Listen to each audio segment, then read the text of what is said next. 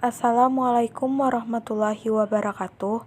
Nama saya Kiki Amalianti dengan NIM 1910105010111. Saya dari jurusan Ekonomi Syariah, Lokal G angkatan 2019. Di sini saya akan menjelaskan tentang review dari film Muhammad Al-Fatih dengan judul Petih 1453. Petih 1453 adalah sebuah film sejarah epik yang dibuat di Turki. Film ini menjelaskan tentang pembebasan Bizantium Romawi Timur dengan ibu kotanya Konstantinopel, Istanbul oleh Sultan Mehmed II atau yang dikenal dengan Muhammad Al-Fatih. Film ini diawali sebuah gambaran Madinah pada tahun 627 Hijriah saat Rasulullah SAW mengeluarkan sebuah hadis yang berbunyi, beliau bersabda, "Kota Konstantinopel akan jatuh ke tangan Islam. Pemimpin yang menaklukkannya adalah sebaik-baik pemimpin, dan pasukan yang berada di bawah komandonya adalah sebaik-baik pasukan." Hadis riwayat Ahmad bin Hanbal Al-Musnad. Sultan Muhammad Al-Fatih atau juga yang dikenal sebagai Sultan Mehmed II merupakan seorang pemimpin tangguh yang sudah dari kecil menerima banyak didikan agama. Beliau dilahirkan pada tanggal 26 Rajab tahun 833 Hijriah. Pada usia 21 tahun, ia mampu menguasai 6 bahasa dan ahli bidang strategi perang, sains, bahkan matematika. Sisi lain di balik kesuksesan dan jiwa kesatrianya, ternyata yang paling membuat beliau tangguh luar dalam adalah ketekunannya dalam sholat tahajud. Sejak kecil, Sultan Murad II, yaitu ayah dari Sultan Muhammad Al-Fatih, sangat menekankan pentingnya pendidikan agama, sehingga tidak sedikit pun para ulama yang didatangkan untuk mendidik beliau, yang diantaranya adalah Syekh Ahmad bin Ismail Al-Khoroni, seorang pakar fikih yang juga memiliki pengetahuan yang dalam bidang ilmu nahwu, ma'ani, dan bayan. Muhammad Al-Fatih merupakan pemegang kekuasaan tunggal yang paling tinggi pada masa Kesultanan Turki Utsmani. Maka dari itu, ia mempunyai pengaruh yang sangat luas dan mempunyai dampak yang menyeluruh pada kerajaannya.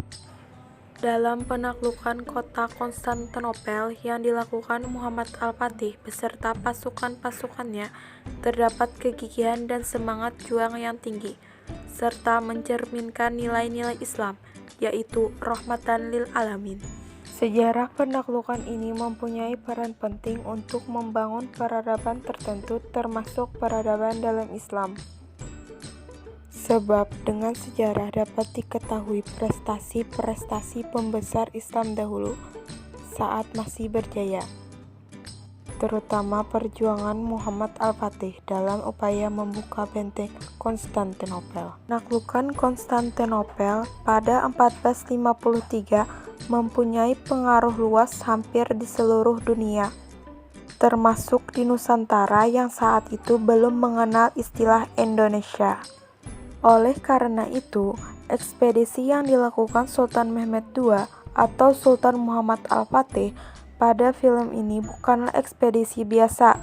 Terlihat dari peninggalan tanda-tanda visual dalam film yang menampilkan banyak fungsi sosial dan berbagai jenis pesan yang dimaksudkan untuk memenangkan peperangan. Adapun film ini membahas hubungan terkait logika terdapat pada pemikiran tokoh berpengaruh di masanya. Lalu silogisme yang muncul saat masalah kebenaran dan ketidakbenaran pada premis-premis di lingkungan istana yang sebenarnya tidak pernah muncul karena bagian dari strategi musuh mengadu domba lawan. Pada alur awal di film ini memperlihatkan kota Madinah pada 625 Masehi dan menceritakan tentang hadis Rasulullah yang mengatakan, Konstantinopel akan jatuh ke tangan Islam. Pemimpin yang menaklukkannya adalah sebaik-baik pemimpin, dan pasukan yang berada di bawah komandonya adalah sebaik-baik pasukan. Hadis riwayat Ahmad bin Hanbal Al-Musnad. Dari situlah akar cerita dimulai dan dilakukan pengenalan tokoh utama. Pada alur tengah berisi tentang konflik yang mulai muncul dan dipermasalahkan. Terjadinya pertumpahan darah antara Kesultanan Utsmani dan Kerajaan Bizantium.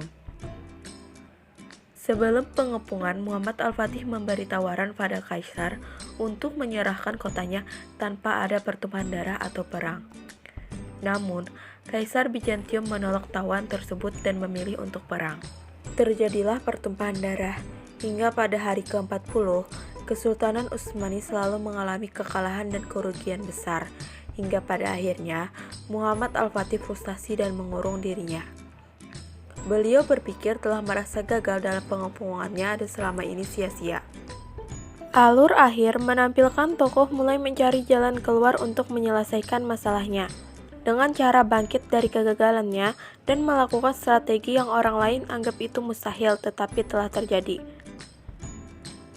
yaitu memindahkan kapal-kapal pasukannya dari jalur darat Bukit Gatala menuju Golden Horn. Hingga pada akhirnya, keberhasilan Muhammad Al-Fatih beserta pasukannya menaklukkan Konstantinopel telah membuktikan kebenaran Islam yang telah dijanjikan Rasulullah SAW. Selain itu, Muhammad Al-Fatih pun membebaskan berkeyakinan rakyat Konstantinopel. Adapun kelebihan pada film ini yaitu alur cerita dalam film yang sangat menarik, dari pemberontakan sampai bagaimana Konstantinopel bisa ditaklukkan. Strategi Sultan Mehmed yang luar biasa, seperti strategi pemindahan kapal-kapal pasukan dari jalur darat Bukit Galata menuju Golden Horn. Nilai-nilai kepahlawanan dan keluhuran akhlak Islam yang terdapat pada diri Sultan Muhammad Al-Fatih, beserta banyaknya hikmah dan pelajaran yang terkandung di dalam film tersebut. Kekurangan dari film ini yaitu banyaknya adegan film yang memperlihatkan aurat, adanya sosok Hasan lebih ditunjukkan daripada Sultan Mehmed. Paham film ini menceritakan tentang Sultan Muhammad Al-Fatih. Mungkin sampai di sini saja review dari saya tentang film Muhammad Al-Fatih. Terima kasih. Salah hilap mohon maaf. Wassalamualaikum warahmatullahi wabarakatuh.